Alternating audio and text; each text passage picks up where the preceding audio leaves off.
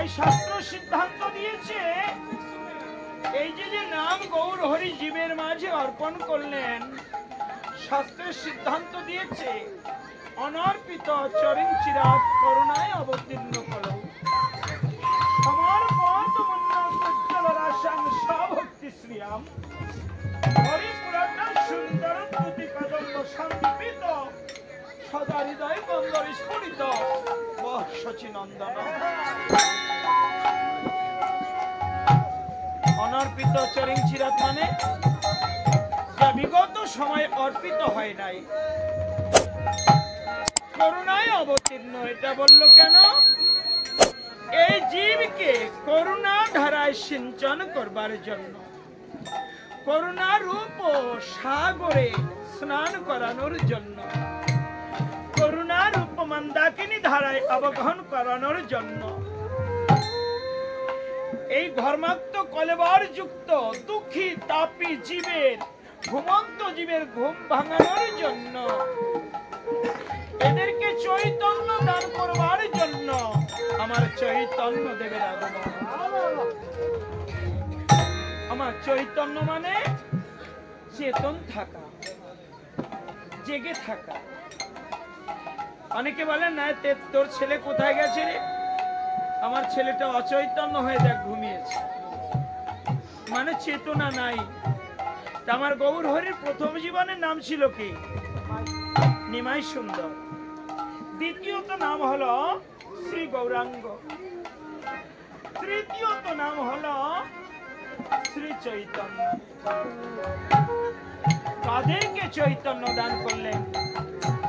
আমাদের মতো ঘুমন্ত জীবকে, আমাদের মতো অলস জীবকে, আমাদের মতো কামন্ধ জীবের মাঝে সঞ্চয়ের বাসনা যুক্ত জীবের ঘুম ভাঙানোর জন্য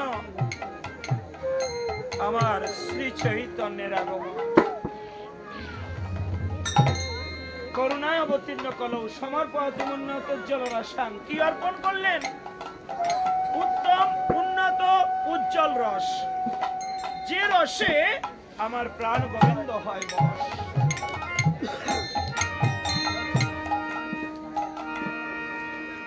এবার স্বভক্তি শ্রিয়াম, আমার ভগবান জানলেন আমি যদি ভক্তি না করি এই জীবে ভক্তি ধনে দীক্ষা পাবে না, ভক্তি করবে না। ছেলেরা খাঁচায় পাখি পোষে না বাবা, ওই পাখি অনেক সময় কথা বলতে পারে, দেখেছেন নিশ্চয়ই, আমিও দেখেছি মানুষের মতো কথা বলছে পাখি, তাই না? বিভিন্ন জায়গায় দেখেছি, শালিকটিয়া, ময়না, বিভিন্ন পাখি দেখেছি কথা বলে। তা ওই পাখি কি বন থেকে সেই কথা বলতে শিখেছিল? না, শেখেনি। তাকে কেউ একজন শিখিয়েছে। খাঁচার কাছে গিয়ে বলছে, ভক্তদাস কৃষ্ণ কথা বলো। ওই পাখি এক সময় তার বুনো ভাষা পরিত্যাগ করে ওই পাখিটি খাঁচার ভিতর থেকে উত্তর করবে, বাবা তুমিও কৃষ্ণ কথা বলো। তেমনি মতো আমরা বুনো জীব, জ্ঞানন্ধ জীব, আমরা এই জ্ঞানন্ধ জীবের মাঝে গৌর হরি ভগবান হয়ে, সেই ষড়ৈশ্বর্যপূর্ণ ভগবান হয়ে জীবকে কোলে নিয়ে বললেন হরিনাম করো। এমনটি কোন যুগে আর হয় নাই। ভগবান ভক্তকে কোলে নিয়ে বলছে হরিনাম করো। কি আশ্চর্য অভূতপূর্ব লীলা! নিজে ভক্তি করে জগৎকে ভক্তি ধনে দীক্ষা দিলেন।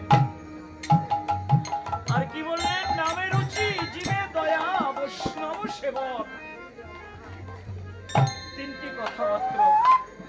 নামে রুচি, কৃষ্ণ নামে রুচি করো, জীবকে দয়া করো, তো তোমার ব্যবহারে শুধু মনুষ্য নয়, কোন জীব যেন কষ্ট না পায়, দুঃখ না পায়। আর সাধুগুরু বৈষ্ণব এদের এনে যদি পারো কিছু সেবা করাও, ক্ষুধার্ত জীবের মুখে অন্ন দাও, নামে রুচি জীবে দয়া বৈষ্ণব সেবন, এমন মধুর কথা বুঝি আর কোন ধর্মে বলা হয় নাই। আমার গৌর হরি যেটা বললেন, তাই কবি আরো বিশদ ভাবে বুঝিয়ে বললেন,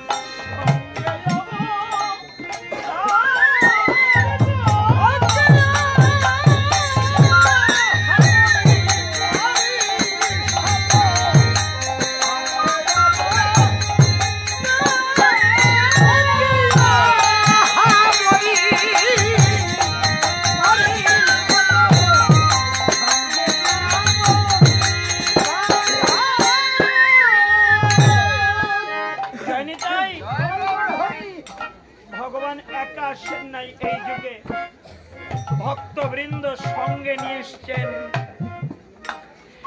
এই যে ভক্তবৃন্দ পূর্ব যুগে এরা কোথায় ছিল? সত্য যুগে যারা ছিল মুনি ঋষি, ত্রেতা যুগে তারাই হলো আরবার কপি, কপি মানে বানর, তারপরে তারাই হলো আরবার কপি, আর কলিতে পারিষদ বর্গ, সম্প্রতি সময়ে তারাই আরবার মতুয়া। অনেকে মতুয়া শব্দ উচ্চারণ করলে ভাবে ওড়াকান্দি যায় যারা, এই ভাবে বুঝি তারাই মতুয়া। না, মতুয়া শব্দে ওইটা বোঝায় না। আপনি কৃষ্ণতন্ত্রী হন ক্ষতি নাই, আপনি হরিমতে থাকুন ক্ষতি নাই, আপনি প্রণবানন্দের মতে থাকুন ক্ষতি নাই, আপনি জগন্নাথ সুন্দরের মতে থাকুন ক্ষতি নাই, যে যে মতে থাকুন ক্ষতি নাই। যে যার কৃষ্ণ নাম প্রেমে, হরি নাম প্রেমে মাতুয়ারা থাকে, এই জগতে তাদেরকেই মতুয়া বলা যায়।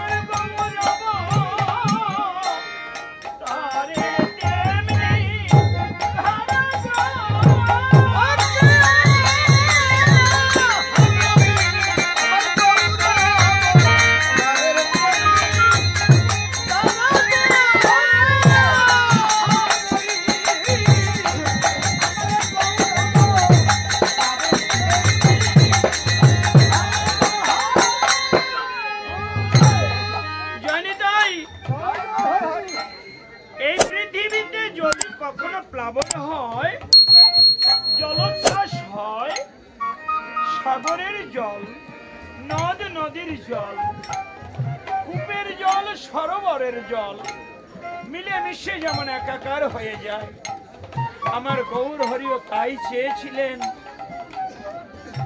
সবাই মিলেমিশে হরিনাম করুক। জাতি ধর্ম বর্ণ বৈষম্য করে করে ঠিকনা পিছনে পড়ে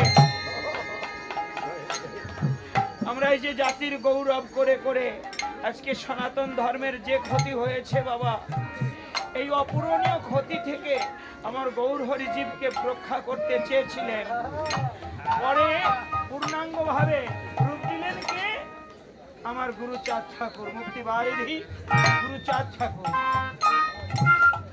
এই বর্ণ বৈষম্য করে করে অনেক লোক তারা ধর্মান্তরিত হয়ে গেছে, খ্রিস্টান হয়ে গেছে, বৌদ্ধ হয়ে গেছে, মুসলমান ধর্মে যোগ দিয়েছে। এগুলো ঠেকানোর প্রয়াস করেছিলেন প্রথমত আমার গৌর হরি। এর জন্য গৌর হরিকে এক ঘরে করা হয়েছে। এরপরে পূর্ণাঙ্গ ভাবে রূপ দিতে চাইলেন কে? আমার গৌর হরির পরে আমার মুক্তি বারিধির গুরুচাঁদ ঠাকুর। তাই তিনি মীর সাহেবকে হাতের তালুর পরে লন্ডন দেখিয়েছিলেন, নইলে ফিরানো সম্ভব ছিল না। স্বামীজি নরেন দত্ত আর গুরুচাঁদ ঠাকুর যদি না আসতেন এই পৃথিবীতে, তাহলে সনাতন ধর্মের অস্তিত্ব এতদিনে আরো 50 বছর পিছিয়ে যেত, অস্তিত্ব বিলুপ্তির পথে চলে যেত। এই হলে বিশ্বে মহাপ্লাবন। এই জাতাজাতি করে আমরা কি পেলাম? জাতের নামে বজ্জাতি সব জাত জালিয়াত খেলছো জোয়া। শুইলেই তোর জাত যায়, জাত ছেলের হাতের নয়কো মোয়া। হুকর জলার ভাতের হাড়ি ভাবলি এতেই জাতির জান, তাই তো বেকুব করলি তোরা এক জাতির আসখান। এখন দেখিস ভারত জোড়া পচে আসিস বাসি মরা, মানুষ নেই আজ, আছে শুধু জাত শিয়ালের হুক্কা। জাতের নামে বজ্জাতি সব জাত জালিয়াত খেলছে জোয়া। এই জাতা জাতির থেকে আমরা যতদিন বেরিয়ে আসতে না পারবো, ততদিন এই সনাতন কুলের কল্যাণ হবে না। তা এই যে জাতা জাতি করে দলাদলি কলাকলি করে আজকে নরেন্দ্র মোদী রাম মন্দির নির্মাণ করলেন, রাম মন্দির উদ্বোধন করছেন। আমাদের হিন্দু ধর্মের অনেক লোক তারা ইউটিউব চ্যানেল খুলে তারা এমন এমন বাজে উক্তি করছে, এটা শুনলে মাথা গরম হয়ে যায়। আমাদের হিন্দুদের বড় শত্রু হিন্দুরাই। এইগুলো যতদিন রোধ না হবে, আমি যদি আপনাকে দেখলে মনে ভাবতে না পারি আপন ভাই বা আমার আপন কাকা, আমার আপনজন, আমার রক্তের কেউ, এই ভালোবাসাবাসী যতদিন না হবে, এটা চেয়েছিলেন আমার গৌর হরি। এইভাবে হোক, ফলে বিশ্বে মহাপ্লাবন, সাগর নদী মিলাই যেমন আমার গৌর অবতারের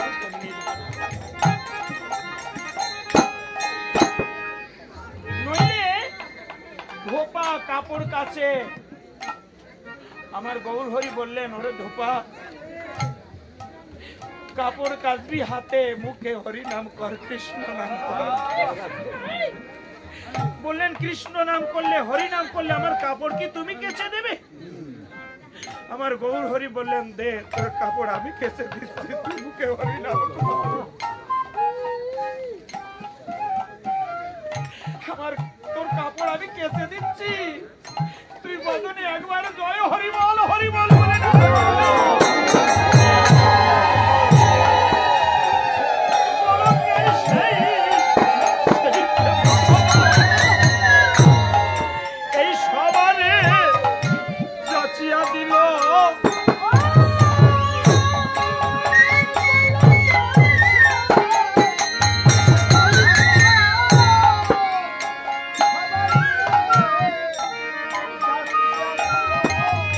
Oh!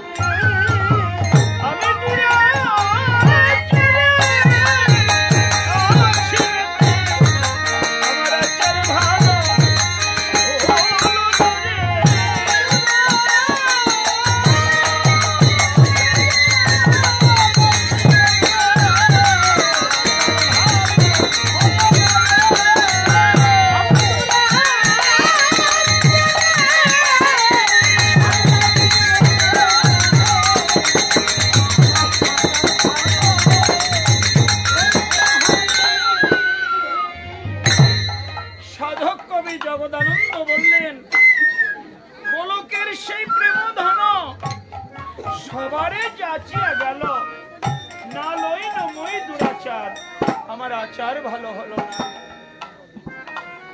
সাধক কবি জগদানন্দ তিনি কি দুরাচার বাবা? তিনি দুরাচার নন। দুরাচার আমার মতো জ্ঞানন্ধ জীব, আমার মতো মূঢ় মস্তিষ্ক জীব, যাহারা এহেন সুন্দর জন্ম লাভ করেও কৃষ্ণ ভজনা করল না, হরি ভজনা করল না, এই ভবের বাজারে তারাই বড় দুরাচার। দুরাচার কাকে বলে মা? যার আচার ব্যবহার ভালো নয় তাকে বলা হয় দুরাচার, আর যার আচার ব্যবহার ভালো তাকে বলা হয় সদাচারী। সাধক কবি জগদানন্দ দুরাচার নন। দুরাচার আমার মতো জ্ঞানন্ধ জীব, যাদের হৃদয়ে জ্ঞানের কুসুম ফুটল না, অন্ধকার ঘরে আলো জ্বলে উঠল না, এহেন সুদুর্লভ জনম পেয়েও কৃষ্ণ ভজনা করল না, এই ভবের বাজারে তারাই বড় দুরাচার। কি হলো আমার মতো জীব ভবে এসে? এ জীবনে কোন জনকল্যাণ হয়েছে? কোন জীব উপকৃত হয়েছে আমার মতো জীবের দ্বারা? মানুষের মনে ব্যথার কারণ হয়েছে। জীব সেবার অনাষ্টি করেছি, না হয়েছে সাধু সঙ্গ, না হয়েছে বৈষ্ণব সেবা, না হয়েছে মাতা পিতার সেবা, না হয়েছে সমাজের কোন কল্যাণজনক কর্ম। মা আমার মতো জীব ভাবে সে কি করতে পারে জানেন? শুধু আশা আর যাওয়া। আশার পালা শেষ হয়ে গেছে, এবার না জানি কখন যাবার পালা এসে যায়। এইভাবে আমার মাঝে কাছে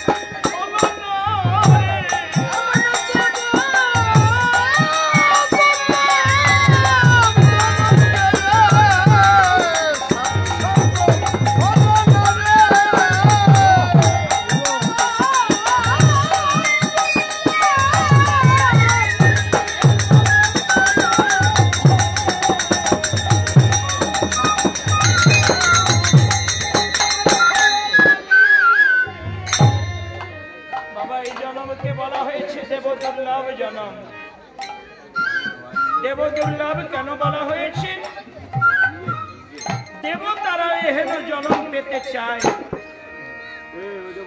আপনি যে জন্ম পেয়েছেন, আমি যে জন্ম পেয়েছি, এমত জন্ম পেতে স্বর্গের দেবতারা আশা করে, তারা পায় না। যে জন্মে ভগবানের খেলার সাথী হওয়া যায়, যে জন্মে ভগবানকে মনের মতো করে ভালোবাসা যায়, যে জন্মে ভগবানের মাতা পিতা হওয়া যায়, যে জন্মে তাকে নিবিড় করিয়া ভালোবাসা যায়, যে জন্মে মনের মতো করে তার জন্য কাঁদা যায়, যে জন্মে তার খেলার সাথী হয়ে আসা যায়, সেই জন্ম পেয়েছেন আপনি, সেই জন্ম পেয়েছি আমি। তার একটু কাছে পৌঁছাতে পেরেছি।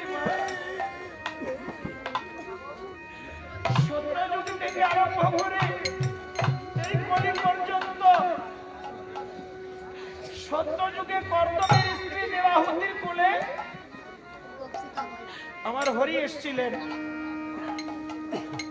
কর্দমার দেবাহুতি তারা কি দেবতা দেবী ছিল? না, তারা দেবতা দেবী ছিল না, তারা ছিল মানব মানবী।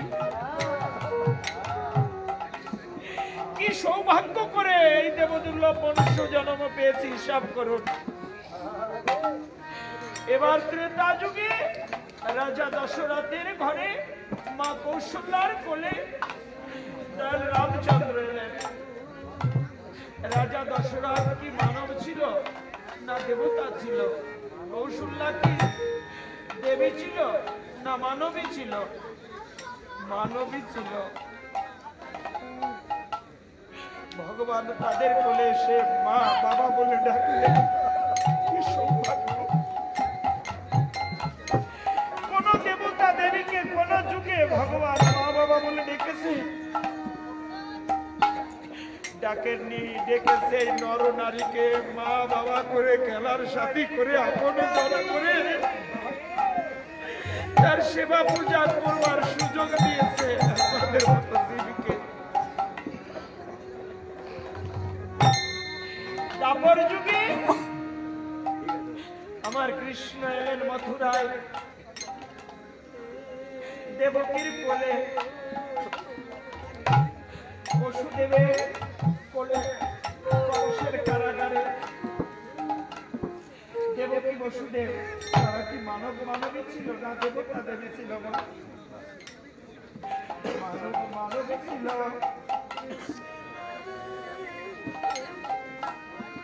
তাদের কোলে ভগবান এসে মাতা পিতা বলে ডাকলেন, লালিত পালিত হয়ে যদি বৃন্দাবনে। মা যশোদার কোলে ষড়ৈশ্বর্যপূর্ণ ভগবান শ্রীকৃষ্ণ। মা যশোদা ভগবানের কান ধরে শাসন করে, ভগবান জগৎবাসীকে দেখায়, দেখো বাৎসল্য প্রেমে ধরা পড়ে গেছি মায়ের কাছে, আমি ষড়ৈশ্বর্যপূর্ণ ভগবান, আমি লীলায় আছি। মা যদি আমাকে চিনতে পারত, কোনদিন আমার কান ধরতে সাহস পেত না। আমি কি সূক্ষ্ম রস গ্রহণ করছি, হে জগৎবাসী তোমরা দেখে নাও, এর চাইতে আনন্দ।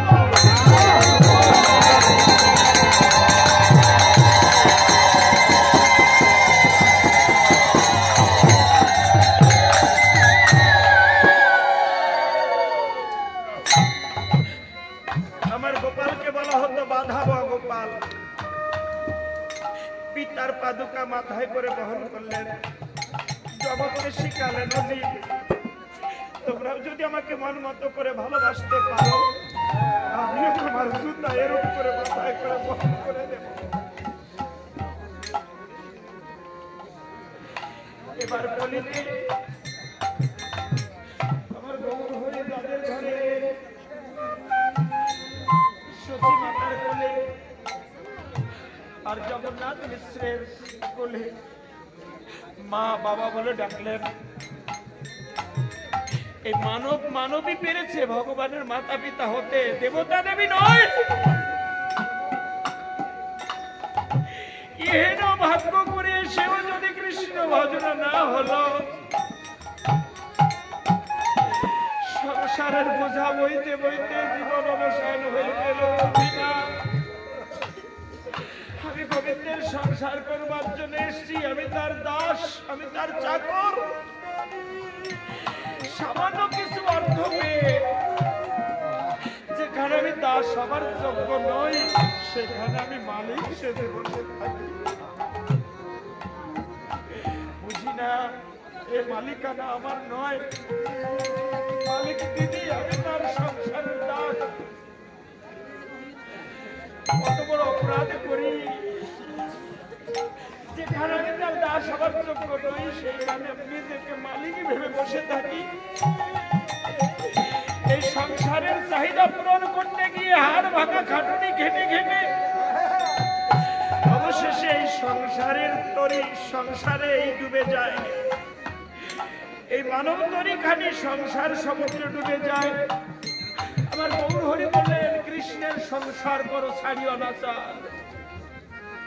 আমার আজকে প্রথম দিনের বৃন্দাবনে হিসাব করুন। শান্ত হয়ে যখন বসে আছেন গোবিন্দের চরণের কাছে,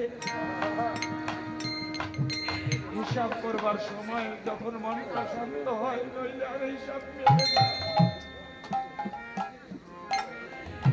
এই সংসারে কি পেলাম, কি হারালাম, কি খুঁজতে এসেছিলাম, হারাতে কি আর বাকি আছে? বাড়ি ঘর সব কিছু যেন আমার। একবারও মন থেকে জিজ্ঞেস করেনি, ও মন, এত কিছু তোমার, তুমি কার? কার কাছ থেকে কোথায় হারালে? কেউ কি তোমায় খুঁজে দিচ্ছে? হারানোর আর বাকি নেই বুঝি? এই সংসারের বিপাকে এই মানব করে বুঝি এখন ডুবে গেলে প্রাণে বাঁচি। মনটানে বলি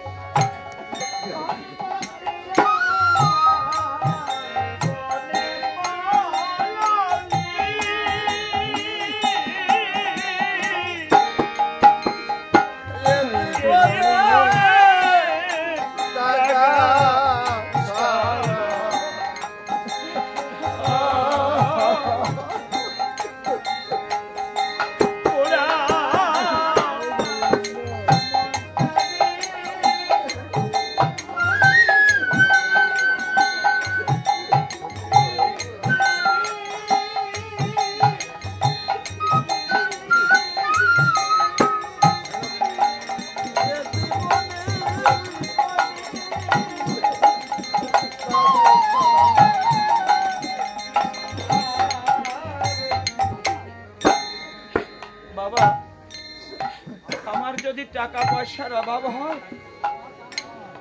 পথে দাঁড়ালে হয়তো বা কেউ আমাকে 2-4 আনা দিতে পারে। যাদের নিয়ে সারা জীবন সংসার করলাম, যাদের মুখে হাসি দেখবার জন্য রাতকে দিন করলাম, দিনকে রাত করলাম, তারাও হয়তো বা 2-4 আনা দিতে পারে। আমার ঘরে চাউল ফুরিয়ে গেলে কেউ হয়তো বা ধার দিতে পারে। বলতে পারে আপনার আমার জীবনে যদি কৃষ্ণ ধনের অভাব হয়, ওটা দেওয়ার জন্য কেউ নেই, এখানে বড় অসহায়।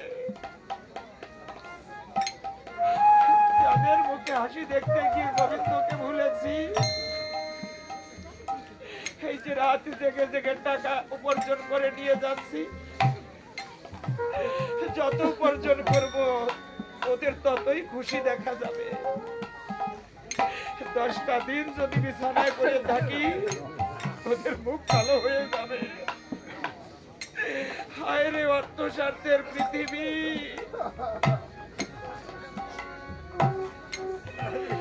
যেখানে উপার্জন ভুরালে জঞ্জাল মনে করে, তাদের ভালোবাসতে গিয়ে কিনা গোবিন্দকেই পরিচয় করলাম।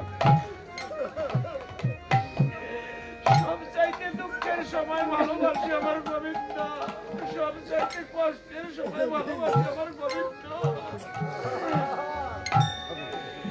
তাই সেই কৃষ্ণ ধন লাভ হয় কোথায়? এই সাধুগুরু প্রেমের বাজারে।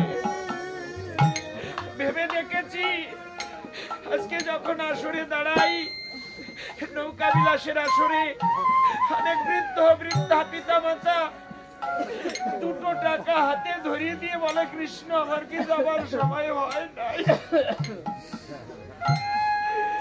এখন বুঝে নিয়েছি এই পৃথিবী ওনার জন্য ভারী হয়ে গেছে।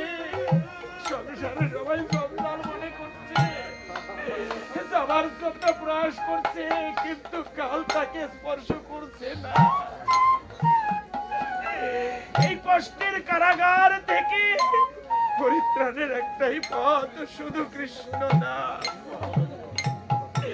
তাই আমি আমার বন্ধুদের বলি, বন্ধু, সংসারে যা কোনোদিন পাবে না, সংসার যা দিতে পারে না, এই সাধুগুরুর বাজার থেকে তাই উপার্জন করে নাও, সাধুগুরুর চরণে পড়ে ক্ষমা ভিক্ষা চাও। এই সাধু জন যা দিতে পারে, সংসার তা কোনোদিন দিতে পারে না। জয় হরি বল, হরি বল বলে সাধু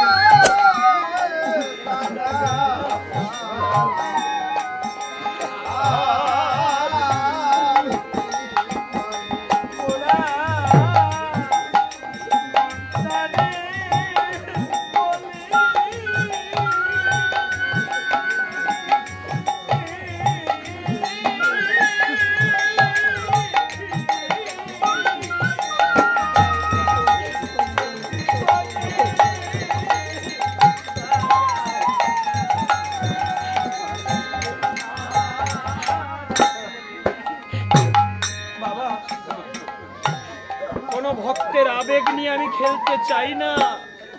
আমি ধর্মবণিক নই। নিজের অন্তর রাজ্যে ডুবে চিন্তা করুন কি আমার কর্তব্য ছিল। এই সংসারে আপনার আপনকে আপনি নিজে বিচারক সেজে যদি বিচার করতে পারেন, আর আমার মতো কীর্তনিয়ার প্রয়োজন নেই। এই সংসারে আপনার আপনকে সেই সে আপন স্বজন, সেই সে পিতা মাতা, শ্রীকৃষ্ণ পাদ পদ্মে যে জন প্রেম ভক্তি দাতা, যে জন আপনাকে কৃষ্ণ কথা শোনায়, সেই জনই আপনার প্রকৃত আপনজন। যে জন আপনাকে কৃষ্ণ নামের বাজারে ডেকে নিয়ে আসবে, মনে রাখবেন সে আপনার আপনজন। যে আপনার যাকে দেখলে আপনার কৃষ্ণ নাম ভুলে যেতে হয়, সে কোনোদিন আপনার আপন হতে পারে না। তাতে সে পিতা হোক বা মাতা হোক, ভাই হোক কিংবা বোন হোক, সে আপনার কোনোদিন আপন হতে পারে না। যাকে দেখলে কৃষ্ণ নাম নিতে ইচ্ছে হয়, যাকে দেখলে কৃষ্ণ নাম মনে পড়ে যায়, সেই জন্য সংসারে আপনার আপন হয়। এবার আপনি গণনা করুন আপনার আপনজনের সংখ্যা এই জগতে কয়জন আছে। যাকে ভালো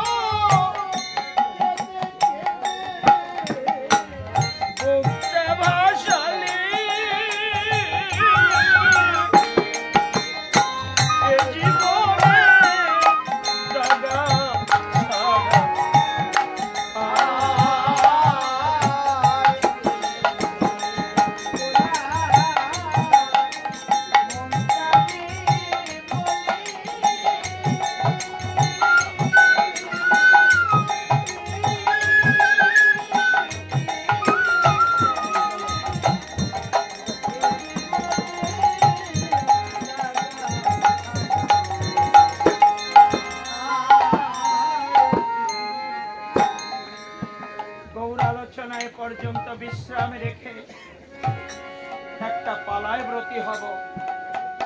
আমি কোনো পালা জানি না বাবা, জীবনের পালাই যার ঠিক নাই। কোন পালায় পড়ে গেছি আপনি আমি, জীবনের পালাই তো মিথ্যে হতে চলল। যার জন্য এসেছিলাম ভাবে তার একটু কাছেও পৌঁছাতে পারিনি, তবু একটা ভরসা আছে, সবকিছু হারালেও আপনাদের মতো সাধুগুরুর চরণ ধুলি থেকে এখনো বঞ্চিত হই না। আমিও জানি এতই বেশি দিন বাইতে পারবো না, এই তরি ডুবে যাবে এক সময়।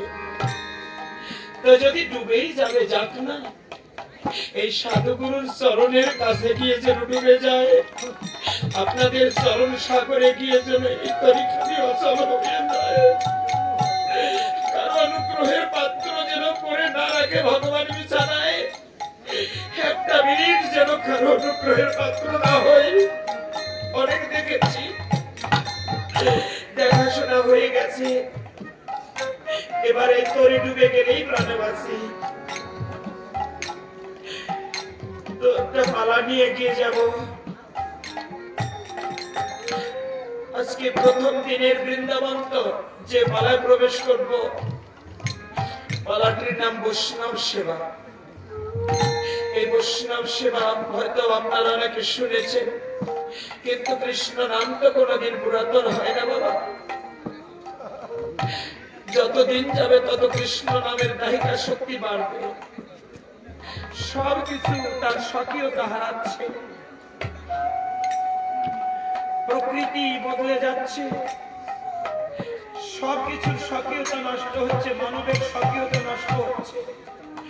শুধু এ জগতে কৃষ্ণ নামের দাহিকা শক্তি কোনোদিন কমে যাবে না, কোনোদিন পরিবর্তন হবে না। তাই বৈষ্ণব সেবা পালা করতে হলাম। এই পালার মধ্যে ভুল ত্রুটি ক্ষমা করবেন, সার গ্রহণ করবেন, অসার বর্জন করবেন অদূরে, এই প্রার্থনা সর্বচরণে রেখে পালায় ব্রতী হলাম।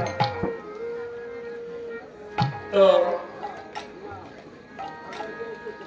একটা কথা না বললেই নয়, প্রথমে যখন আসরে এসেছি সেই থেকে দেখি শ্রোতাদের ওঠা বসা ওঠা বসা। আপনাদের দিকেই তো তাকে আমরা গান করব। আমরা কোনো কীর্তনিয়া, কোনো গান, কোনো কীর্তন জানি না। আপনাদের মুখ দেখে যেটা ভেসে আসবে, কীর্তনিয়া আপনারা, আমরা যন্ত্র বাজাবেন আপনারা। তা আপনারা যদি উদ্ঘোষ করুন তাহলে মনটা ভেঙে যায়। তাই যদি কারো ভীষণ প্রয়োজন থাকে যে বাড়িতে যেতে হবে, 12টা বাজতে চলল,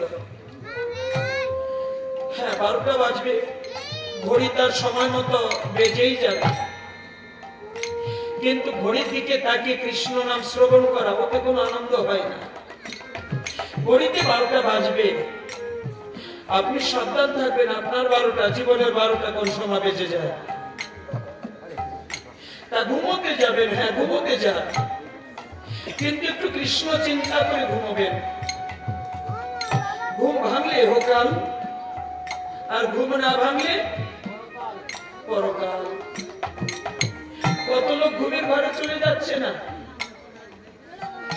এই যে গোপালগঞ্জ, উনি চাকরি করতেন, কিছুদিন আগে চলে গেছেন, দিলীপ কুমার ভদ্র মহাশয়, বড় চাকরি করতেন, টাকা পয়সা ধন দৌলত কোনো কিছুর অভাব নাই।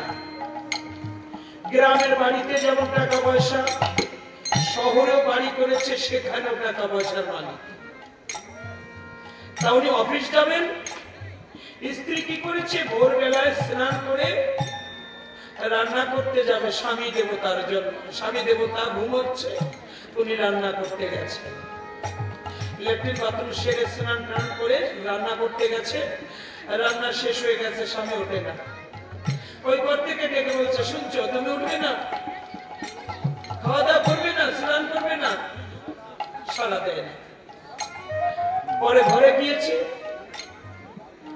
প্রথম ডেকেছে, সাড়া দেয় না। দ্বিতীয় তৃতীয়বার যখন গায়ে হাত দিয়েছে, দেখতে পায় চিকিৎসার সময় নাই। তা কার জন্য দৌড়াচ্ছেন জীবন ভরে? বিশ্বাসের যার বিশ্বাস নাই, পরকের যার ভরসা নাই। এক রাজা ঘোষণা দিয়েছে, দেখো তো বাবা, আমার রাজ্যে কে কি চায়, আমি পরাণ ভরে কিছু দান করব। তা অনেকেই এসছে, যে যেটা চেয়েছে রাজামশাই দিয়েছে। এরপর এগিয়ে এলো এক লোভী, এই আমার মতো, ডেকে বলছে, মহারাজ আমি কিছু চাইতে এসেছি। চাইতে এসছো? হ্যাঁ বাবা বলো তুমি কি চাও, দেব। মহারাজ আমি কিছু জমি জমা চাইতে এসেছি। জমি জমা? হ্যাঁ দেব। কত বিঘা চাও? বলছে ওটা সীমা রেখা দিয়ে বোঝাতে পারবো না আমি কত চাই। তার সীমা রেখা দিয়ে যদি না বোঝাতে পারবে অনুমানে কতটুকু দেবো, তোমার কতটুকু চাহিদা, এটা যখন বোঝাতে পারছো না তুমি দৌড়াও। এক দৌড়ে তুমি যতদূর পর্যন্ত যেতে পারবে ততদূর পর্যন্ত জমি জমা তোমার নামে লিখে দেবে। দৌড়াও।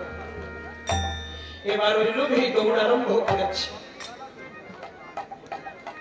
হরে কৃষ্ণ। কথাগুলো আসতে বলবেন শোনা, যে কেউ বলবেন কথাগুলো আসতে বলতে হবে। তো ওই লোভী দৌড়াচ্ছে। রাজ কর্মচারী বৃন্দ ঘোড়া ছুটিয়ে পিছনে পিছনে যাচ্ছে। কত দূর যায়, দৌড়ার থামে না, দৌড়ার থামে না। অবশেষে দৌড় থামলো। এমন সময় দৌড় থামলো, ঘষায় আর পাখি ছিল না। আমিও দৌড়াচ্ছি, আপনিও দৌড়াচ্ছি। অর্থের পিছনে সারা জীবন ছুটলাম। যখন থেকে বুঝতে শিখেছি সেই থেকে দৌড়াচ্ছি। দৌড়ার সময় নেই। এ দৌড়ার সময় থেমে যাবে আপনারও আমারও। কার দৌড় কত দূর কেই বা বলতে পারবে। রাজ কর্মচারী বৃন্দ ফিরে এসছে।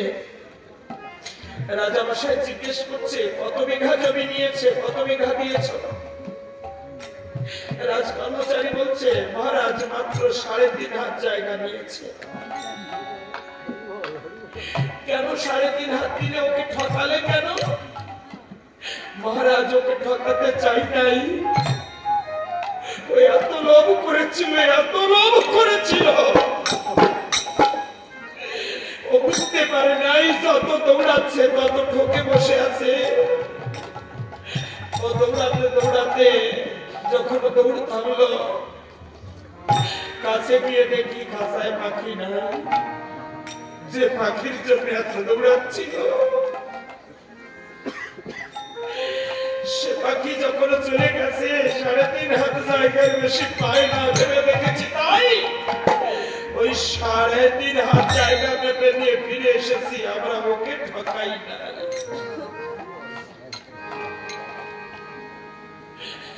দৌড়া যতদূর জীবনে দৌড়াচ্ছে দৌড়া, বাধা দেব না। কিন্তু অর্থের জন্য যদি 9 পা দৌড়ান, আমার পবিত্রের জন্য মাত্র 1 পা দৌড়ান, 1 পা মাত্র।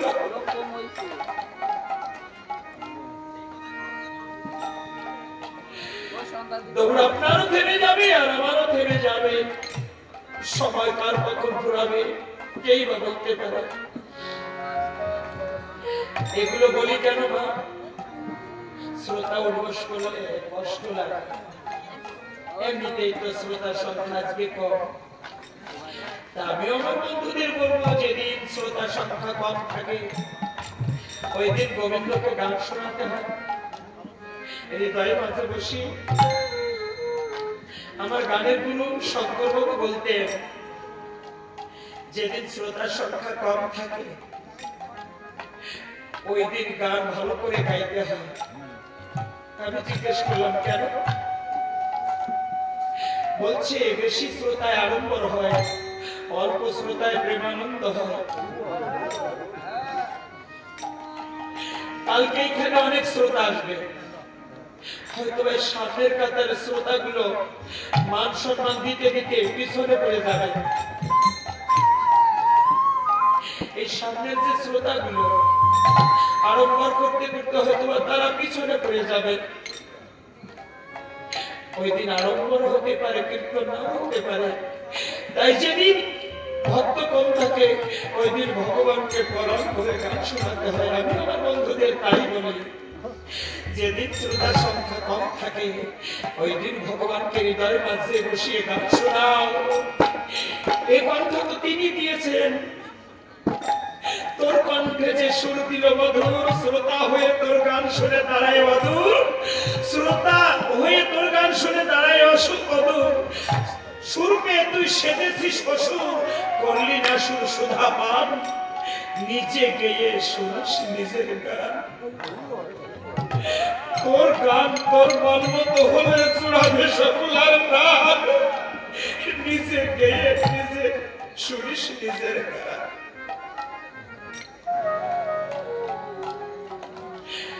তো বৈষ্ণব সেবায় বৈষ্ণব সেবা পালার ভূত্রটি ক্ষমা করে। পঞ্চ পাণ্ডব করলেন বৈষ্ণব সেবা। এই বৈষ্ণব সেবার কারণ ছিল যুদ্ধ জয় করলেন 5 ভাই। অনেকে বলে অর্জুন নাকি বড় বীর, শাস্ত্র গ্রন্থ কিন্তু তা বলে না। ওই যুদ্ধের মাঠে অর্জুনের চাইতে অনেক বড় বড় বীর ছিল, ছিল না বাবা? অর্জুন তো সেখানে একটা চুনোপুটি মাত্র।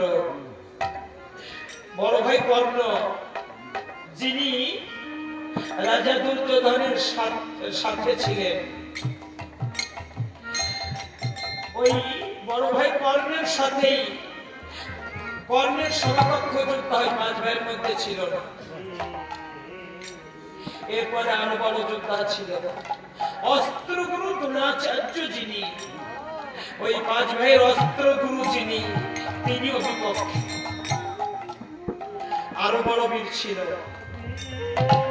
অশ্বত্থামা, গুরুপুত্র অশ্বত্থামা। দুর্যোধন, সেও কিন্তু মস্ত বড় বীর। এবার আরো তার চাইতে সবচাইতে বড় বীর ছিল গঙ্গার পুত্র জিতেন্দ্রীয় পুরুষ ভীষ্মদেব, যার কথা শুনলে শ্রদ্ধায় মাথা নত হয়ে আসে। সেই স্বর্গের অষ্টবসুর 1 বসুর, আপ, ধ্রুব, সোম, অনিল, অনল, ধর, প্রত্যুর, প্রভাবা, এই অষ্টবসুর 1 বসুর জিতেন্দ্র পুরুষ গঙ্গার পুত্র ভীষ্ম, তিনিও বিপক্ষে ছিলেন। কিন্তু জয়ী হলো পঞ্চ পাণ্ডব। কৃষ্ণ যাদের সহায়, তারা কি হেরে যেতে পারে? ওরা করেছিল ন্যায়ের সংগ্রাম, ওরা করেছিল ধর্মের সংগ্রাম, ওরা করেছিল কৃষ্ণকে সাথে রেখে ধর্মের জন্য লড়াই। তাই চিরন্তন একটা সত্য কথা, ওই যুদ্ধ থেকে বা তার পূর্ব থেকে বয়ে এসছে যথা ধর্ম তথা জয়। যুদ্ধ জয় করলেন পঞ্চ পাণ্ডব। ধর্মরাজের মনে একটা সংশয় যে আমরা জ্ঞাতিবাদে করেছি, পিতামহ ভীষ্মদেবকে নিধন করেছি, এই জ্ঞাতিবাদে যে পাপ করেছি, এই পাপ থেকে মুক্তির উপায় একমাত্র বৈষ্ণব সেবা। তাই কৃষ্ণকে নিয়ে সভা করে কৃষ্ণের সমীপে ধর্মরাজ যুধিষ্ঠির এই কথাগুলো বলছে। একদা সেই ধর্মপুত্র নামে যুধিষ্ঠির, আমার শ্রীকৃষ্ণকে বলেন চোখে বহে নীরবে, চোখে বহে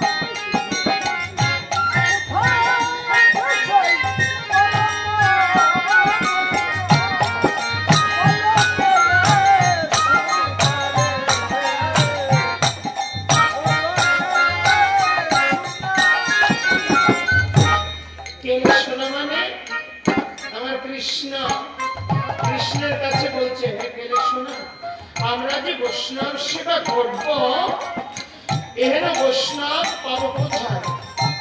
বৈষ্ণব চিনিতে পারে দেবতার শপথে, দেবতারাও বৈষ্ণব চিনতে পারে না। বিষ্ণু জানাতি বৈষ্ণব। এই বিষ্ণুদেবকে পরীক্ষা করেছিল কে? ভৃগুমুনি, তাই না? ভৃগুমুনি পরীক্ষা করেছিলেন কিভাবে? ভৃগুমুনি প্রথম গেলেন ব্রহ্মাদেবের কাছে, দেখে বললেন, এই যে ব্রহ্মাদেব, ভগবান তোমাকে সৃষ্টির দায়িত্ব দিয়েছে, এ তোমার কেমন সৃষ্টি, কেমন বিচার? কারো অনেকগুলো চোখ দিয়েছ, এমন এমন জীব সৃষ্টি করেছো যার একটা চোখও দাওনি, দৃষ্টি ক্ষমতাই দাওনি। এমন এমন জীব সৃষ্টি করেছো, অনেকগুলো পা দিয়েছ, কিন্তু এমন এমন জীব সৃষ্টি করেছো তার একটা পাও দাও না। এমন এমন জীব সৃষ্টি করেছো যার অনেকগুলো হস্ত দিয়েছ, কিন্তু এমন এমন জীব সৃষ্টি করেছো যার দুটি হস্ত দাও নাই, একটি হস্তই দাও নাই। এ তোমার কেমন বিচার? তোমার সৃষ্টির মধ্যে ভুল আছে। ব্রহ্মাদেব কুপিত হয়ে সইতে না পেরে তিরস্কার আগুনের গোলা নিয়ে ছুটে চলেছে ভৃগুমুনির দিকে। ভৃগুমুনি দেখছে, মরেছি তো, আমি তো আর প্রাণে বাঁচবো না, তাহলে মরতে মরতে আর দুটো পরীক্ষা করে মরবো। এরপর গেলেন কোথায়? ভোলা মহেশ্বরের কাছে। হে ভোলানাথ, এই যে তুমি যে সাধনা করো, বাঘের চাল গায়ে পড়ে আছো, এই কোন বৈষ্ণবের প্রসাদ হলো? আর সাধনার জায়গা পেলে না, কোন মঠ মন্দিরে গেলে না, তুমি শ্মশানের ধুলি বর্ষ গায়ে মাত্র, এই কোন সাধনার ক্ষেত্র হলো? আর তোমার ওই যে বাঘের ছাল, ওই বাঘের ছালে যদি জল পড়ে কেমন বোটকা বোটকা গন্ধ ছাড়ে, এই তোমার কোনো ভালো প্রসাদ হলো?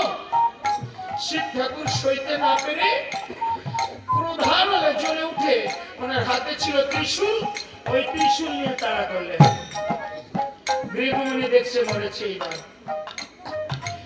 এরপর আর একটা পরীক্ষা করে তারপর মরি মরি ক্ষতি নাই, আর একটা পরীক্ষা করতে করতে যেন মরতে পারি। এইবার গেলেন বিষ্ণুদেবের কাছে।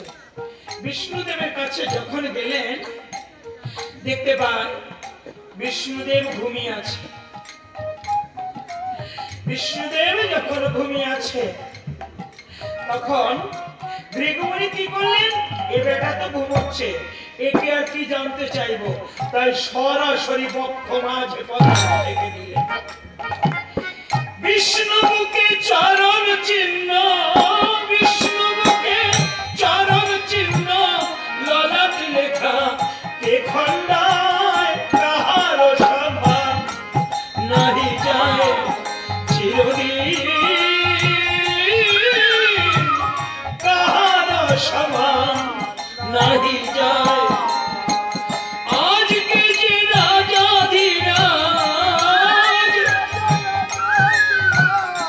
আজকে যে রাজাধিরাজ, কাল সে ভিক্ষা চায়, কাহার সমান নাহি যায় চিরদিন।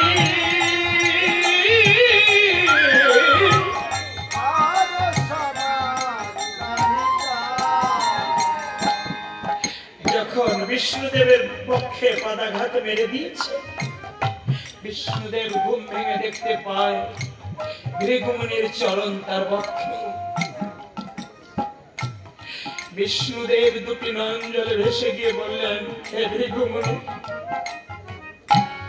আমার বক্ষ অতি কঠিন, যেখানে তুমি লাথি মেরেছ এ বক্ষ অতি কঠিন, তোমার চরণ অতি কোমল। বলো, আমার বুকে লাথি মেরে তুমি ব্যথা পাওনি তো? ব্যথা যদি পেয়ে থাকো আমাকে ক্ষমা করে দিও। বৈষ্ণব চিনিতে না রে দেবতার শপথি, বৈষ্ণব হলো সহিষ্ণু। এই যে ব্যঞ্জন বর্ণের স তিনটি, ব দুটি, র দুটি, খ দুটি, কিন্তু স তিনটি কেন? দন্তেশ্ব, পেট কাটার স, আর নারকেল জুড়ির স, তাই না? স স স, তিনটি স কেন? স স স, যিনি সয় তিনি মহাশয়, আর যিনি না সয় তিনি অতি সহজে লাশ হয়ে যায়। এর জন্য যিনি সয় তিনি বৈষ্ণব, বিষ্ণু জানাতে বৈষ্ণব। তাই বৈষ্ণব দেবতারাও চিনতে পারে না। ধর্মরাজের জিজ্ঞাসায় আমার কৃষ্ণ ডেকে বলছে, শোনো ধর্মরাজ, তোমরা বৈষ্ণব যদি খুঁজে না পাও আমি বলে দিচ্ছি, শ্যাম জনার ধার